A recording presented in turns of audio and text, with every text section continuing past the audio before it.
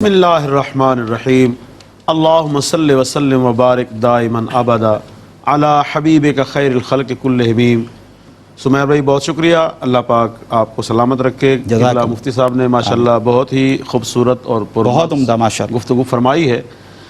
اللہ رب العالمین کا مسلمانوں پہ یہ خاص کرم ہے کہ اللہ پاک نے جب بھی کوئی اسلام پر مسلمانوں پر مشکل وقت آیا ہے، اللہ پاک نے اپنے کسی پیارے کو بھیجا ہے اللہ جس نے اسلام کی اور مسلمانوں کی مدد فرمائی ہے۔ بے شک حضرت امام غزالی رحمۃ اللہ علیہ کا جو دور ہے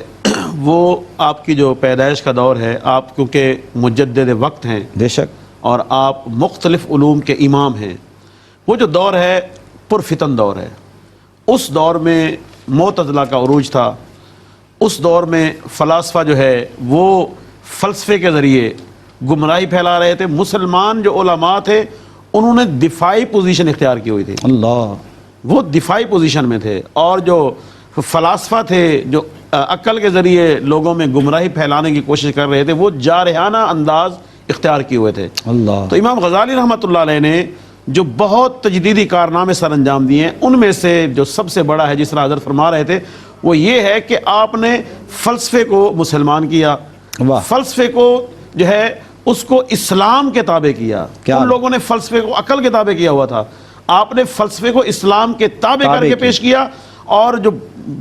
باطل فلسفہ تھا، جو باطل عقلی دلائل تھے، آپ نے ان کا اس انداز میں رد کیا کہ وہ جو فلسفی تھے وہ پھر دفاعی پوزیشن میں آ گئے۔ اللہ حضرت نے جارحانہ انداز ایسا اختیار فرمایا کہ پھر وہ دفاعی پوزیشن میں آ گئے۔ پہلے یہ ہوتا تھا وہ سوالات کرتے تھے، مسلمان علماء جواب دیتے رہتے تھے، اب یہ ہوا حضرت سوالات کرتے تھے، اور حضرت کے پھیلائے ہوئے جو سوالات تھے وہ لوگ سوالات کرتے تھے، اور جو ہے فلسفی پھر جو ہے وہ دفاعی پوزیشن میں آ گئے، وہ جواب بیچارے دیتے رہتے تھے۔ آپ نے جو ہے اس انداز میں ایک تو اسلام کی خدمت کی، اور اس دور میں یقیناً جو ہے علم اور مناظرے کا جو دور تھا،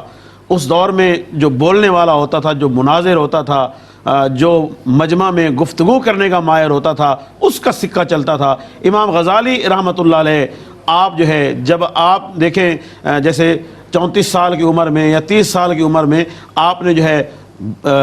جامعہ نظامیہ جیسا بڑا ادارہ، نظامیہ اس وقت مسلمانوں کا سب سے بڑا ادارہ، وہاں کی آپ کو صدارت ملنا، اور علماء میں ایک ممتاز مقام، نوجوانی میں 30-34 سال کی عمر کی بڑی عمر نہیں ہے، نوجوانی میں آپ نے جو ہے اتنا بڑا مقام حاصل کیا۔ اور اس کی کئی وجوہات ہیں، جس طرح حضرت فرما رہے تھے کہ آپ کے والد ایک نیک انسان، علم دوست انسان تھے، اور یہ خاندان حضور سے کس انداز میں محبت رکھتا تھا، ناموں سے اندازہ ہو جاتا ہے کہ والد کا نام بھی محمد، دادے کا نام بھی محمد، پھر والد کے 2 بیٹے ہوئے، بڑے کا نام محمد رکھا، چھوٹے کا نام احمد رکھا، اس سے اندازہ ہو جاتا ہے۔ اور علماء اور خطباء کی مجلسوں میں بیٹھتے تھے، پھر جس عالم کی گفتگو اچھی لگتی تھی نا، تو امام غزالی کے جو والد تھے وہ دعا کرتے تھے، مولا مجھے بھی ایسا بیٹا عطا فرما۔